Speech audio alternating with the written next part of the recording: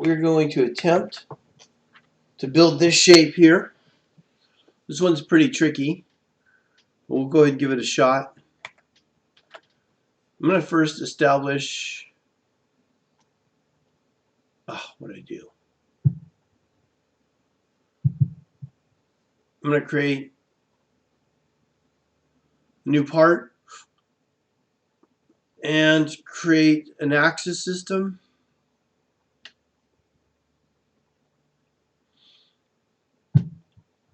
And I'll create a point on the fly using my common tools.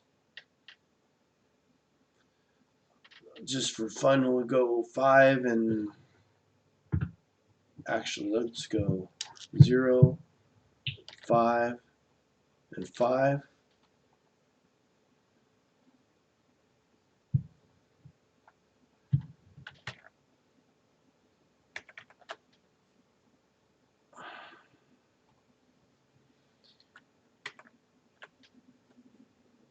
Alright, we're going to work on this sketch on the YZ plane. I'm just going to slide this out of my way to get it completely out of my way so I don't lock up the axis, but I leave it around so I can see what I'm doing and I don't accidentally tie into it. I'm going to create a line. Oh, great. Looks like all my preferences got changed. Shoot.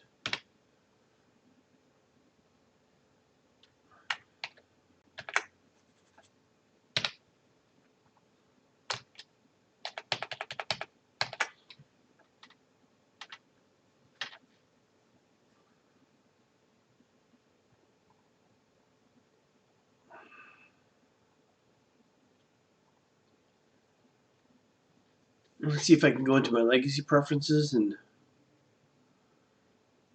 change my color.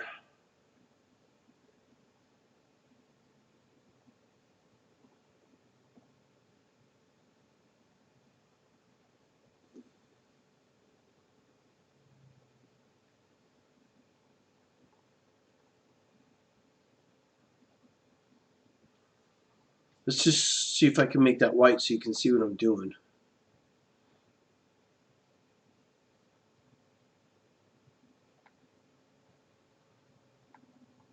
It's got that.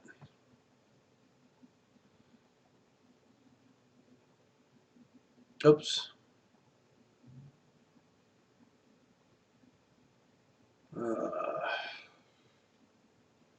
Display.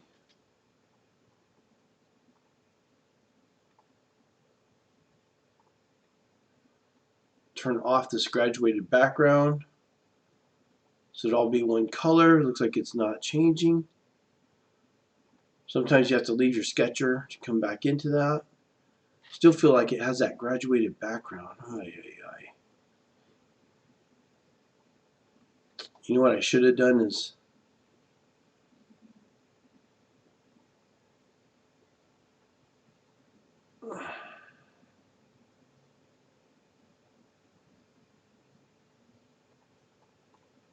okay, so it's still black. Why do I have sketch? Let's try this again. So we're going to select this, go here, get this out of my way. Let's create a profile. And we're going to start with a line, come to about here, and then create an arc. So I click and drag my cursor to create an arc. And then the next one's actually an arc too. So I drag that. And I'm going to click and drag another arc. Then I'm going to try and drag another arc. And I'm just trying to get this general shape. Then I'm going to come here. Well, I should have went down further on. Let's see. I'm going to click and drag and see if I can get another arc here. Alright, so I got somewhat near the shape. Oh no, I created a link here. Didn't want that tangency showing up. Now before I do anything, I'm going to do my geometrical constraints, which I believe we talked about in the previous video. So you notice I don't have tangency here and here. I don't have tangency here and here. Okay, and I'm going to create an axis on this point up, and an axis from here over. These are going to be my datums. Do not want that to link.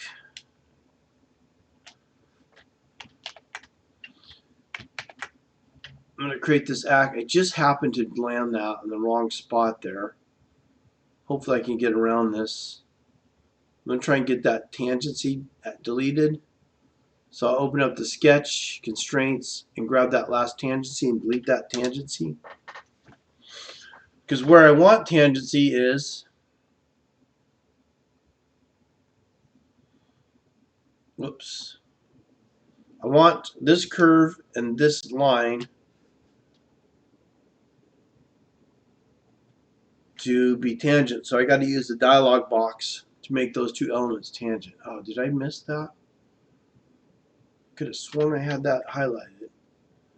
I'm using my control button to highlight the curve and the line. And then we're going to make that tangent. And I'm going to take this and this curve and I'm going to make it tangent. Now, this line here and this line, that point here should be aligned. So let me try and select these 2 points. Actually, I'm going to select this point and activate contact. Contact that to the line. Oh, you son of a gun. We're going to create this line and make it horizontal.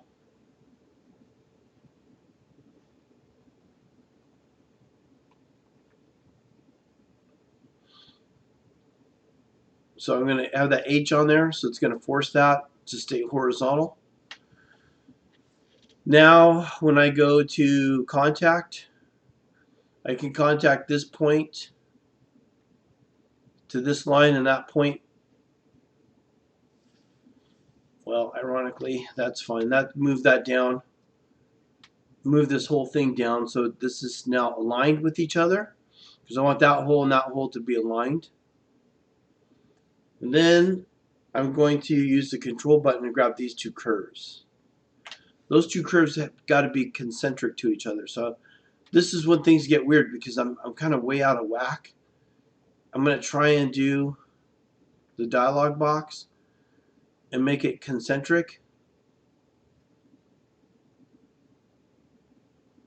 Select OK. Now I got concentricity showing up here for both radiuses. What I would do right now is put in a hole here. Double click that. Put a hole in that point. Whoops. And another hole over here. Notice I don't really care what size they are. Whoops, I don't want it to be touching though.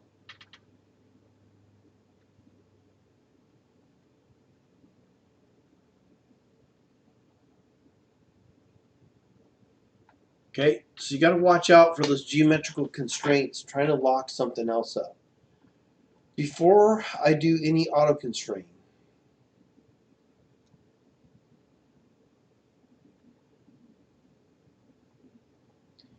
I make sure all my geometrical sets are imposed first. If you do that, you'll find auto constraint a lot more helpful.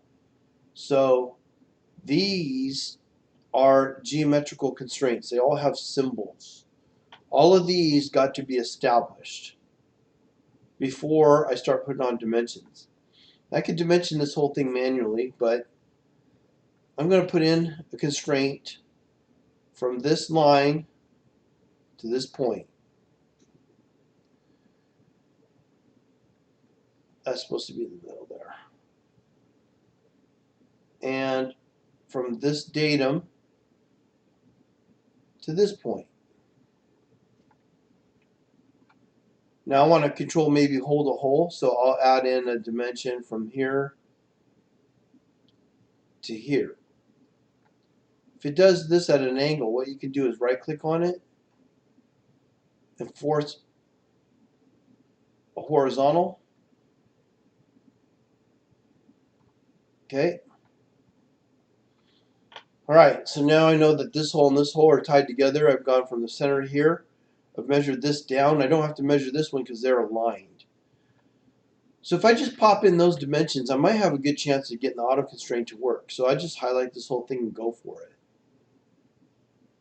Turn this off. Highlight this whole thing, and let's try the auto constraint. Before I say yes, I want to make sure to hit reference and reference these elements as my datums. Stack dimension this.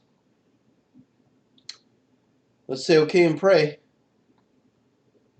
Now, if this all worked out well, the next step I should be able to do is go contact and contact this horizontal datum to this horizontal axis I created. So I'm lining up on my local axis system. And I'll do another contact from this vertical line to this vertical line. Look, my part's green.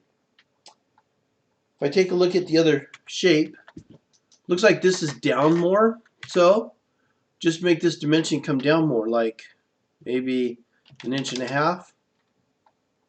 inches. Maybe let's go a couple inches.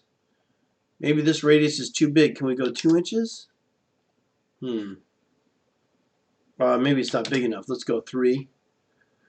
And this radius here, maybe this needs to be 2.5 inches. Okay. So you can see I can alter this part to look like what I want just by editing the values. Maybe that's a little too big. Let's try 2 inches.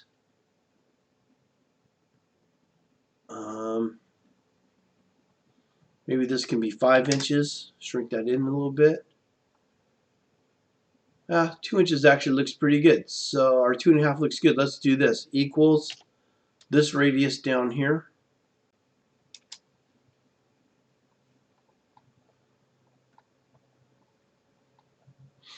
Okay. You know what? I think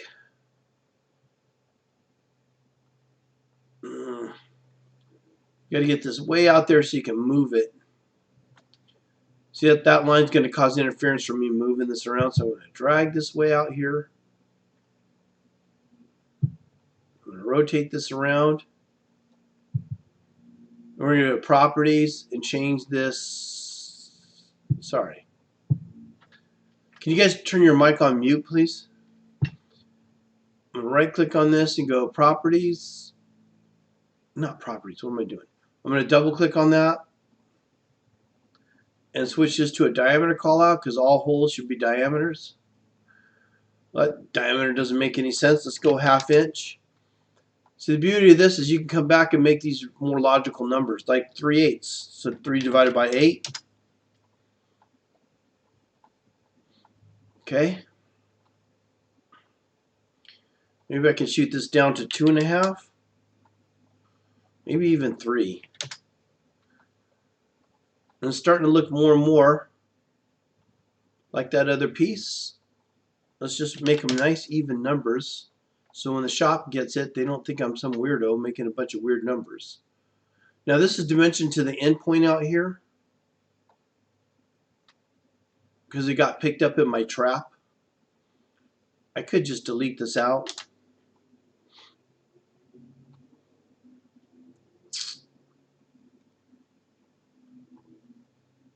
Nice even numbers for the shop to work with. Whoa! I meant to grab the value there. Sometimes it grabs that arrow instead. You know what I'm going to do here? Now I'm looking at this. I think this is too small. So I'm going to make this equal this one over here. And 0.56551, that's not a very common number. 9/16 would be better. If I do 9 divided by 16, no. Yeah, 9/16 would be better. It's 5625, and that's about what I had. Let's try 5/8.